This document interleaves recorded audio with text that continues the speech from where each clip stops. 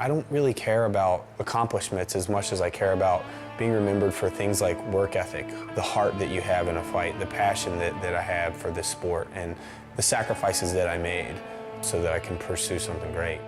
Please welcome, fighting out of Cincinnati, Ohio. He was a school teacher who left teaching to be a professional fighter. That's an educated young man, bachelor's degree in mathematics, master's degree in education. He was a math teacher who could kick any other math teacher's ass on the planet.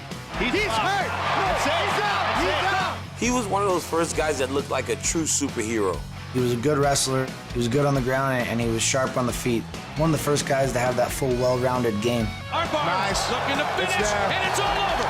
Clearly, Rich Franklin was an amazing fighter. Oh, Rich Franklin with some bombs. Ken is rocked. When Franklin beat Ken Shamrock, that was almost like a passing of the torch. Evan Tanner has the title, and I want a piece of it. From the moment he stepped into the octagon, it was straight to the top. And continuous with the left. Franklin's getting Tanner now. That's a Rich big shot. Franklin is the middleweight champion.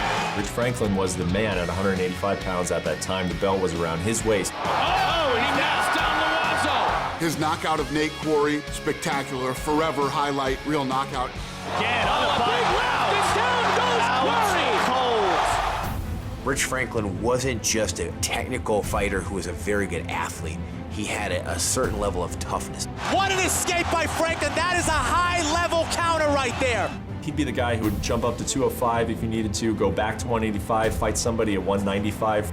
He would take fights across the globe. The first ever UFC in Germany, and the main event, tremendous. In the last 4 years of Rich Franklin's career, he fought in 6 different countries in 7 fights, which is pretty cool. He was there to do what was best for the sport and go in and put on an entertaining fight, which he always did. This crowd is standing on its feet. Rich Franklin's most memorable fight for me was when he fought Chuck Liddell. You know, early in the fight, he gets his arm broken by a kick. And Rich Franklin stood his ground and ended up knocking Chuck out. Rich trying to get away. Oh, he's down. Franklin has done it. I broke my hand before and I didn't quit. It's a broken arm. These fans came here to see a fight. Rich Franklin has always been one of the best ambassadors in the history of this sport. People in the old days had a stigma of what they thought an Ultimate Fighter was, and Rich Franklin blew that out of the water.